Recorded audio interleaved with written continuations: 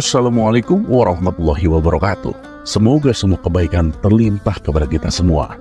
Amin ya rabbal alamin. Meskipun keseharian Abu Nawas disibukkan oleh pekerjaan, ia selalu menyempatkan waktunya untuk mengajarkan agama kepada anak-anak kecil di majelisnya. Dari sekian banyak anak-anak yang ia didik, ada salah satu anak yang paling pintar. Tapi si anak ini juga terkenal badung. Anak ini bernama Ali Mustafa. Suatu hari saat Abu Nawas sedang mengajar, murid-muridnya terlihat antusias mendengarkan ilmu yang disampaikan Abu Nawas. Kala itu Abu Nawas sedang menerangkan tentang surga dan neraka. Di antara kalian ada yang tahu nggak surga itu apa? Tanya Abu Nawas kepada murid-muridnya. Semua muridnya terdiam. Tiba-tiba Ali Mustafa mengacungkan tangannya. "Saya tahu guru," teriak Ali Mustafa. "Ya Ali, silakan dijawab," balas Abu Nawas. "Surga itu adalah tempat yang indah guru, tempat kembalinya orang-orang yang bertakwa," jawab Ali Mustafa. "Benar sekali, kamu memang pintar Ali," puji Abu Nawas. "Nah sekarang, di antara kalian, apa ada yang tahu apa itu neraka?" tanya Abu Nawas melanjutkan. Semua muridnya kembali terdiam, dan lagi-lagi hanya Ali Mustafa yang bisa menjawab. "Neraka itu tempat untuk menyiksa manusia, guru. Tempat kembalinya untuk orang-orang yang berdosa," jawab Ali Mustafa. "Kamu benar sekali, Ali. Jadi, bila kalian ingin masuk surga, kalian itu harus bertakwa kepada Allah. Dan kalian harus berbuat baik kepada sesama manusia. Kalau kalian tidak bertakwa dan suka berbuat jahat kepada orang, ya maka kalian akan disiksa di neraka dengan api yang menyala-nyala. Tentunya kalian nggak mau kan? Nah anak-anak, sekarang siapa yang ingin masuk surga?" tanya Abu Nawas kepada murid-muridnya. Saya guru, teriak mereka serempak. Tapi kali ini Ali Mustafa hanya terdiam. Ia tidak ikut berteriak seperti murid lainnya. Hal ini membuat Abu Nawas mengulang kembali pertanyaannya. "Anak-anak, siapa yang ingin masuk surga? Coba acungkan tangannya," perintah Abu Nawas. Serempak murid-murid saling berlomba mengacungkan tangannya. Tapi anehnya, Ali Mustafa masih tampak diam saja. Ia tak ikut-ikutan mengacungkan tangan. Kemudian Abu Nawas mencoba bertanya kembali. "Anak-anak yang ingin masuk surga, ayo coba berdiri," perintah Abu Nawas. Semua muridnya segera berdiri, kecuali Ali Mustafa. Ia masih tetap saja dalam posisi duduk. Abu Nawas pun menjadi heran dibuatnya. Ia lalu mendatangi Ali Mustafa dan bertanya, "Ali, apa kamu gak mau masuk surga?" tanya Abu Nawas. "Tentu saya mau dong guru," jawab Ali Mustafa. "Lalu kenapa kamu kok nggak ikutan berdiri seperti teman-temanmu?" tanya Abu Nawas kembali. "Lah, memang mau berangkat ke surga sekarang guru?" "Wah, kalau gitu saya harus minta izin orang tua dulu," balas Ali Mustafa dengan polosnya. Mendengar itu Abu Nawas hanya terdiam 1000 bahasa. Ia tak tahu mesti berkata apa lagi.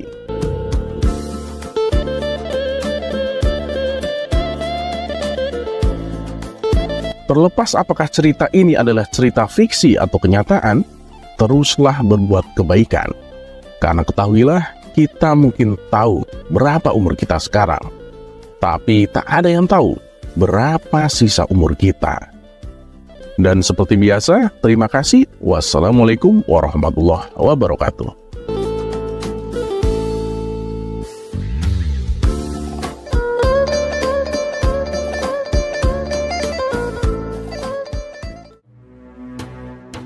Kisah selanjutnya.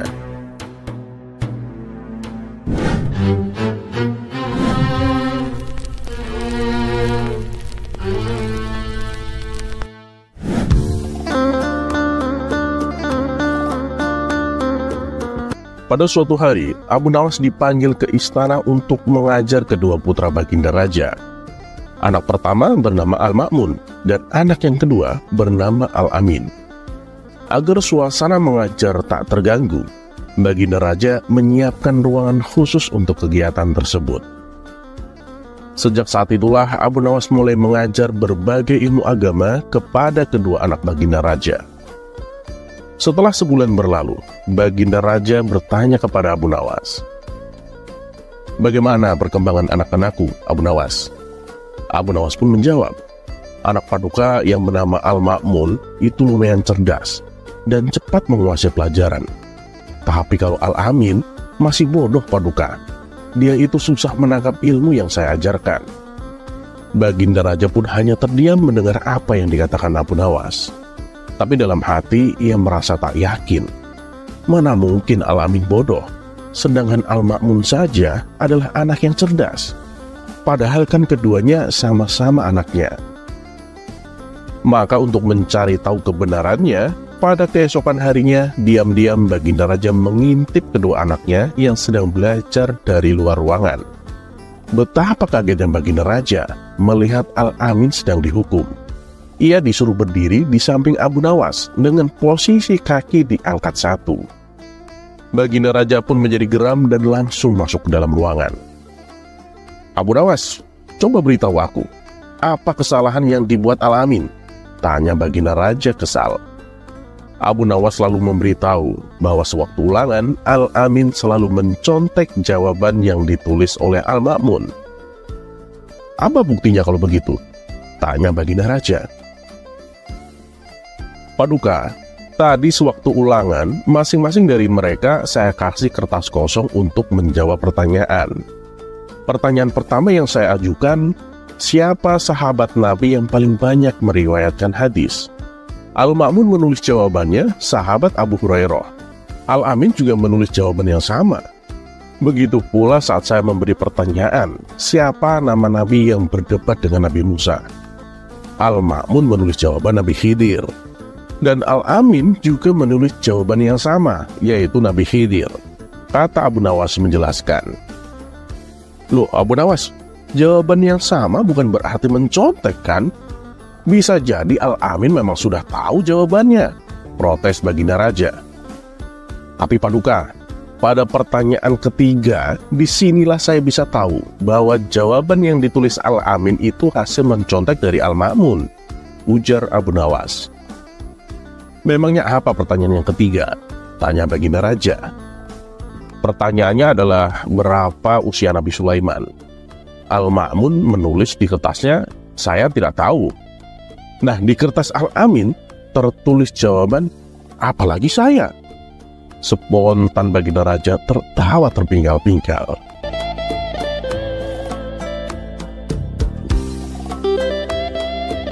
Terlepas apakah cerita ini adalah cerita fiksi atau kenyataan, teruslah berbuat kebaikan. Karena ketahuilah, kita mungkin tahu berapa umur kita sekarang, tapi tak ada yang tahu berapa sisa umur kita. Dan seperti biasa, terima kasih. Wassalamualaikum warahmatullahi wabarakatuh.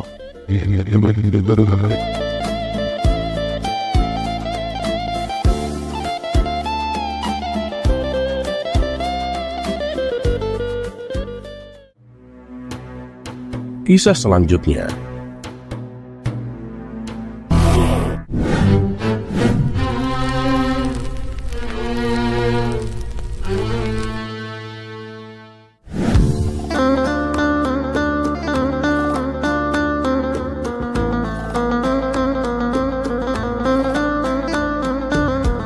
Pada suatu hari, di majelis tempat Abu Nawas mengajar, ia melihat salah satu muridnya sedang termenung.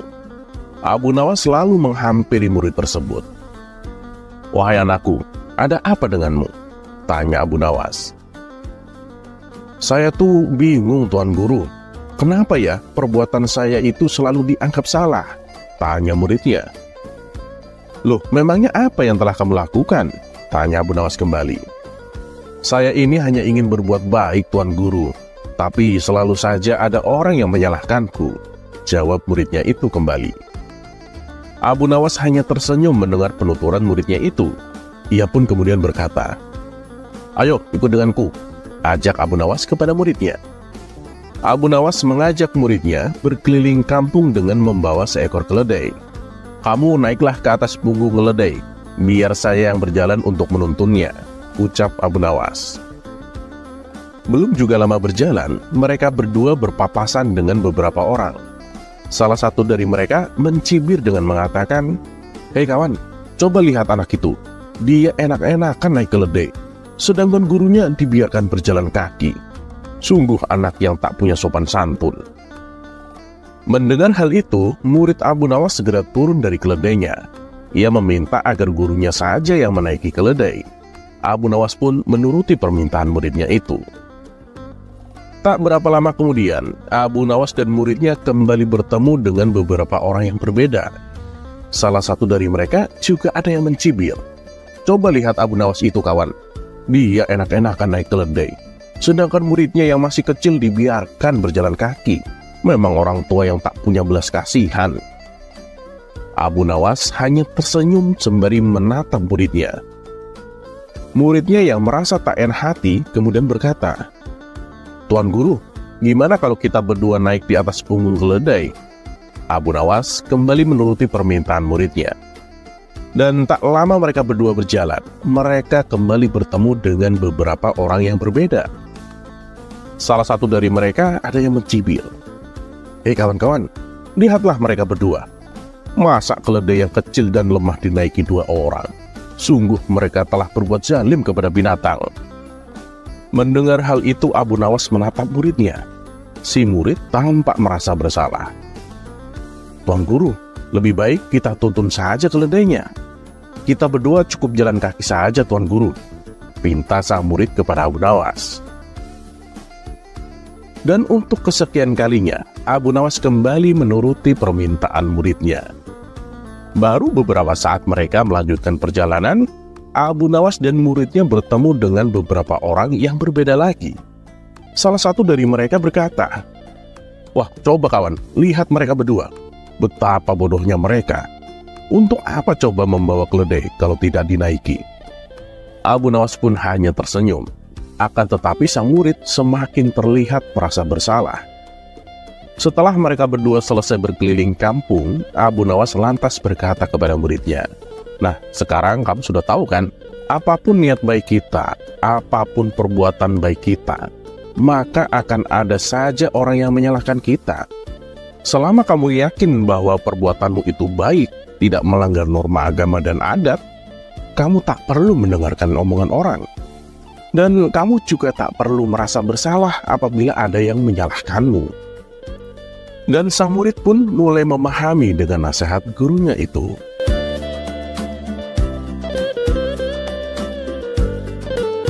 Terlepas apakah cerita ini adalah cerita fiksi atau kenyataan, karena hikmah adalah barang hilang seorang muslim. Di mana ia menemukannya, maka ia berhak mengambilnya. Dan satu yang harus selalu kita tahu, bahwa Allah Subhanahu wa Ta'ala tidak pernah menjanjikan bahwa langit itu selalu biru, bulan selalu mekar, dan mentari selalu bersinar. Tapi ketahuilah bahwa Dia selalu memberi pelangi di setiap badai, senyum di setiap air mata, berkah di setiap cobaan, dan jawaban di setiap doa. Dan seperti biasa, terima kasih. Wassalamualaikum warahmatullahi wabarakatuh.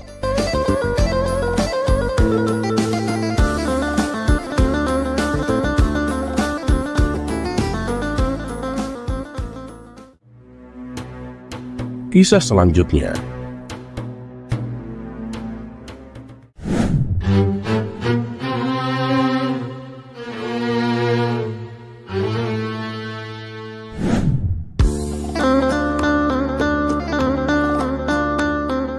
Kelucuan Abu Nawas memang seringnya tak lepas dari kehebatan Abu Jahil. Seakan-akan Abu Jahil itu adalah sebuah booster untuk lawakan Abu Nawas. Ya, walaupun setiap kali mereka berdua collab, Abu Jahil yang selalu menjadi tumbalnya. Tapi meskipun begitu, pengorbanan Abu Jahil tak sia-sia. Lawakan mereka pecah tanpa perlu banting gelas. Seperti pada kisah kali ini, yang mana kisah ini diawali ketika Abu Nawas sedang menerima tamu dari kerajaan. Dan kebetulan juga jadwalnya untuk mengajar di majelis. Maka Abu Nawas pun meminta tolong kepada Abu Jahil untuk menggantikan dirinya mengajar murid-muridnya. Ketika sudah memasuki majelis, melihat murid-murid Abu Nawas yang berpenampilan rapi dan memakai jubah seperti ulama cilik, membuat Abu Jahil merasa minder. Pasalnya, ia tak menguasai ilmu agama. Hukum tajwid pun sampai sekarang Abu Jahil belum lulus. Merasa untuk menjaga wibawanya, Abu Jahil tak mengajarkan tentang ilmu agama.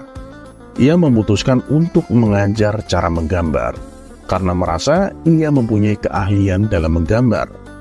Kemudian Abu Jahil langsung mulai menggambar buah apel di papan tulis. "Anak-anak, ini gambar apa?" tanya Abu Jahil. Serentak anak-anak pun menjawab, "Pantat." Sontak Abu Jahil menjadi emosi. "Hei, kalian masih kecil tapi tidak punya sopan santun. Berani-beraninya berkata jorok di hadapan orang tua," kata Abu Jahil memarahi. Abu Nawas yang kebetulan menerima tamu hanya bersebelahan dengan majelisnya, ia pun mendengar kegaduhan itu. Langsung Abu Nawas mendatangi mereka. "Ada apa ini?" tanya Abu Nawas kepada Abu Jahil. "Noh, murid-muridmu gak sopan sama orang tua. Ditanya baik-baik malah ngomong jorok," jawab Abu Jahil. Abu Nawas pun merasa tak enak dengan Abu Jahil dan ia segera menasehati murid-muridnya. "Kalian kan sudah diajari adab cara menghormat orang tua. Kenapa kalian tidak menerapkannya?" tanya Abu Nawas. Suasana majelis sesaat menjadi hening. Lalu Abu Nawas menengok ke arah papan tulis. Seketika itu Abu Nawas menjadi ikut-ikutan emosi. "Bener-bener kalian ini keterlaluan. Sudah gak hormat sama orang yang lebih tua, kalian bahkan berani menggambar pantat di papan tulis. Siapa yang menggambar ini? Ayo jawab," bentak Abu Nawas. "Iya, Tuan Guru," jawab murid-muridnya sambil menunjuk arah Abu Jahil. Abu Jahil pun langsung merah, menahan malu dan langsung ngeloyor pergi dari majelis. Salah satu muridnya yang bernama Ali bertanya, "Itu pantat kok ada ekornya, Tuan Guru?" Semua seisi majelis pun tertawa terpinggal-pinggal dibuatnya, termasuk Abu Nawas sendiri, karena tak habis pikir yang menggambar adalah Abu Jahil. Beberapa hari kemudian, karena Abu Nawas masih penasaran, ketika ia bertemu dengan Abu Jahil, Abu Nawas pun menanyakan perihal gambar yang kemarin. Dan ketika Abu Jahil menjelaskan bahwa itu adalah gambar apel, Abu Nawas pun tak kuasa menahan tawanya. "Apel mana yang bentuknya kayak pantat itu, Abu Jahil?" kata Abu Nawas sambil terus tertawa.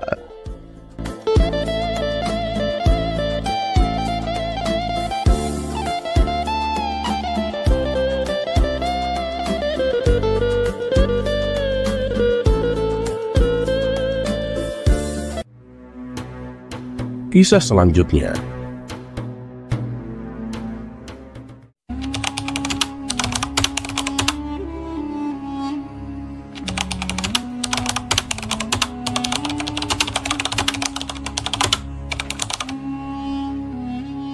Seperti kita ketahui, di sela-sela kesibukan Abu Nawas, ia selalu menyempatkan waktunya mengajar anak-anak. Ia mengajar ilmu agama setiap sore sehabis asar. Dengan antusias, anak-anak didiknya berangkat menuju rumah Abu Nawas. Mereka semangat untuk belajar mendalami ilmu-ilmu agama. Dari sekian banyak murid yang diasuhnya, ada salah satu murid yang bernama Ahmad. Ahmad ini murid pendiam, tapi juga pintar.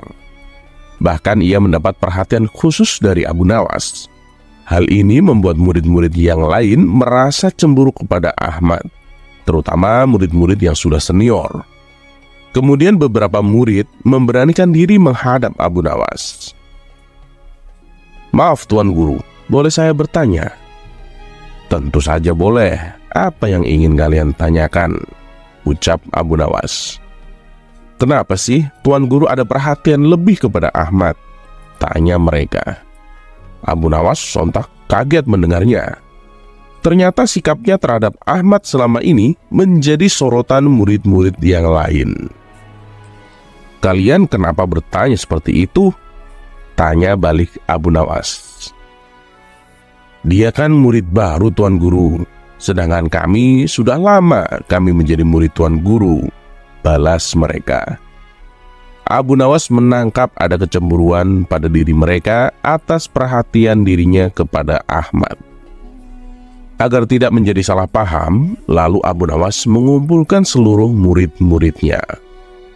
Wahai anak-anakku sekalian, besok ada sayembara untuk kalian, tutur Abu Nawas.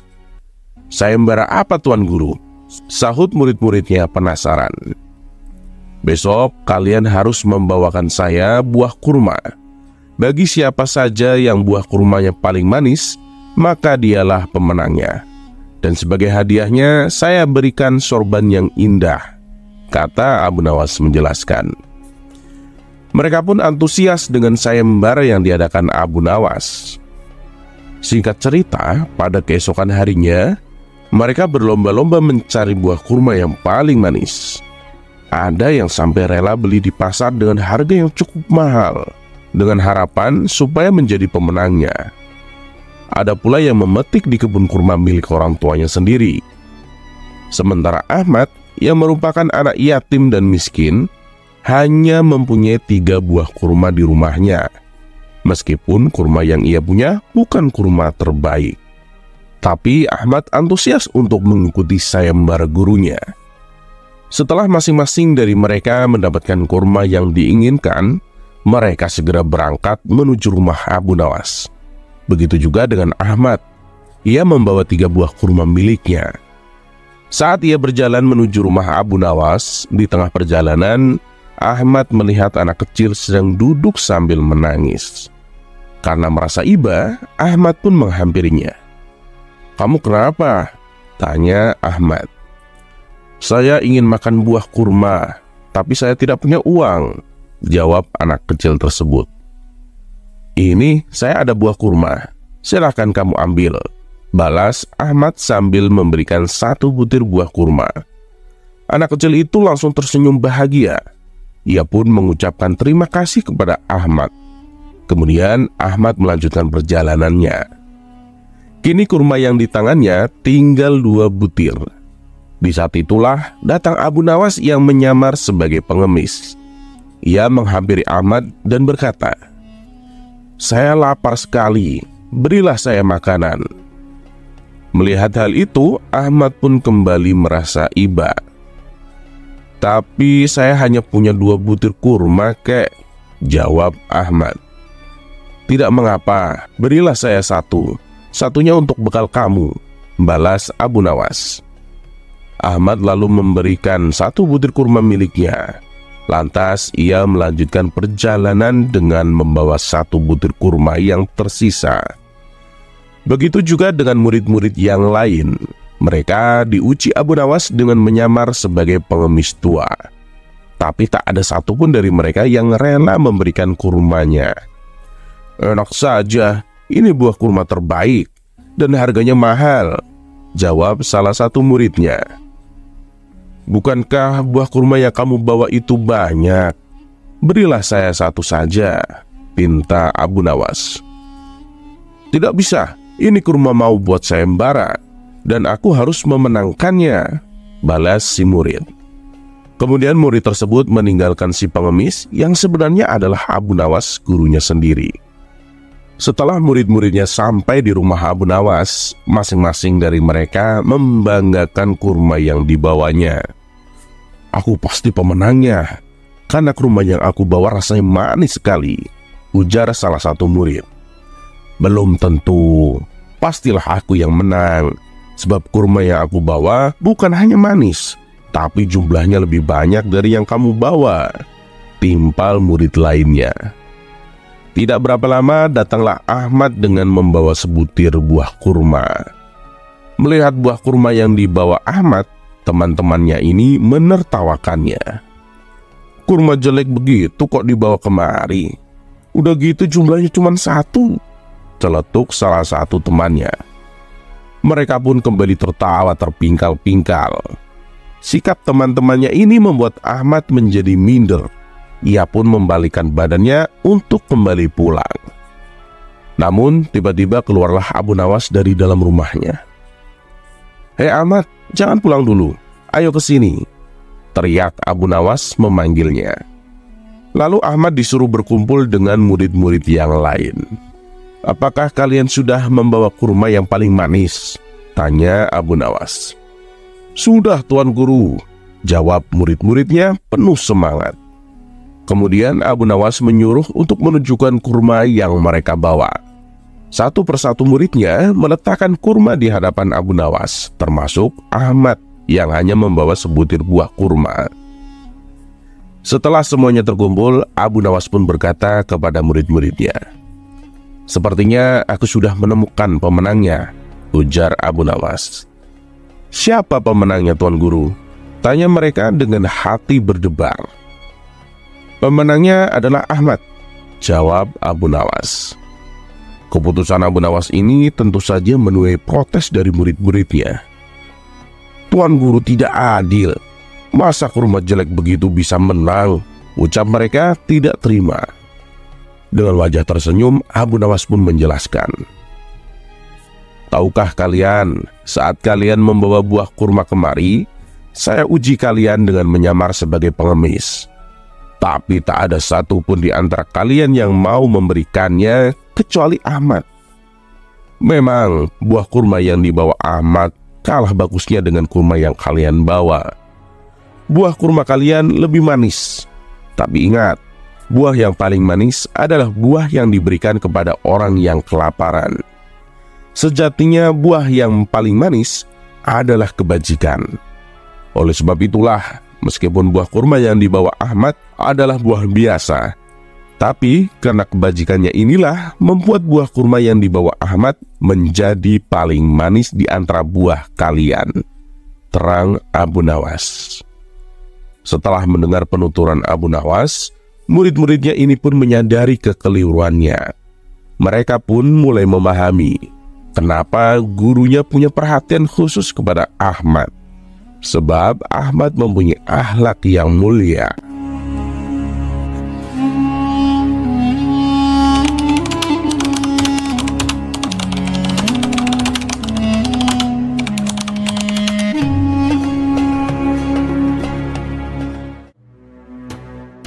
Kisah selanjutnya.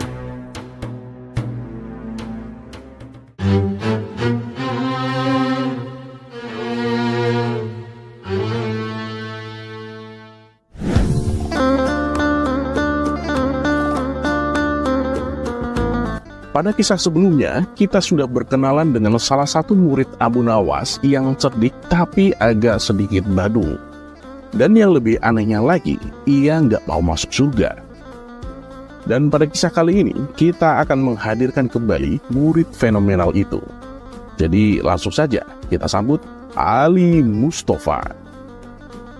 Kisah ini bermula pada suatu ketika di sela waktu senggangnya, Abu Nawas berdiskusi dengan Ali Mustafa. Si Ali bertanya, "Tuan Guru, ada sesuatu yang mengganjal pikiran saya, Tuan. Kalau memang benar para guru itu orang-orang yang pintar, lantas mengapa bukan mereka yang menjadi pemimpin dunia? Dan mengapa pula bukan mereka yang menjadi orang-orang kaya?" Abu Nawas hanya tersenyum. Tanpa mengeluarkan sepatah kata pun, ia lalu masuk ke ruangan dan keluar sambil membawa sebuah timbangan. Timbangan tersebut lantas diletakkannya persis di atas meja. "Wahai anakku, Ali, kamu tahu kan, ini adalah sebuah timbangan yang biasa digunakan untuk mengukur berat emas. Timbangan ini mampu menampung sampai 5 kilo emas. Berapa harga emas seberat itu, Ali?" tanya Abu Nawas. "Emas 5 kilo? Kira-kira sekitar 100 dinar, Guru," jawab Ali Mustafa. "Baiklah anakku, sekarang coba bayangkan. Seandainya ada orang yang datang kepadamu membawa timbangan ini dan ingin menjualnya seharga emas 5 kilo. Apakah kamu mau membelinya?" tanya Abu Nawas kembali. "Timbangan ini kan harganya cuma 10 dinar, Guru." "Ya, saya nggak maulah. Lagian mana ada yang mau, Tuan Guru," jawab Ali Mustafa. "Nah Ali, sekarang kamu sudah mendapatkan pelajaran. Ketahuilah bahwa kalian, para murid, itu seperti emas, dan kami, para guru, adalah timbangan akan bobot prestasimu. Kalianlah yang seharusnya menjadi perhiasan dunia ini. Satu lagi pertanyaanku, Ali. Jika ada orang yang datang kepadamu dengan membawa sebongkah berlian di tangan kanannya dan seember keringat di tangan kirinya, kemudian dia berkata kepadamu bahwa di tangan kirinya ada seember keringat yang telah ia keluarkan untuk mencari sebongkah berlian itu. Tanpa keringat itu tentu tidak akan ada berlian. Dan dia memintamu membeli keringat itu dengan harga yang sama seperti harga berlian. Apakah kamu mau membeli keringatnya? Tanya Abu Nawas. Tentu saja saya nggak mau, Tuan Guru, jawab Ali Mustafa dengan ekspresi agak sedikit mengerti arah pembicaraan gurunya itu. Nah, memang begitulah Ali. Orang hanya akan membeli berliannya dan mengabaikan keringatnya. Biarlah kami para guru menjadi keringat itu, dan kalianlah yang menjadi berliannya, tutur Abu Nawas. Mendengar penuturan Abu Nawas, Ali Mustafa menangis dan memeluknya.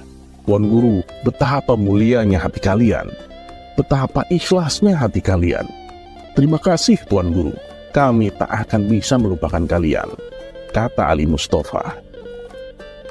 Biarlah keringat itu menguap mengangkasa menuju alam hakiki di sisi ilahi Robi, karena hakikatnya akhirat lebih mulia daripada segala pernak-pernik di dunia ini, Ali, balas Abu Nawas.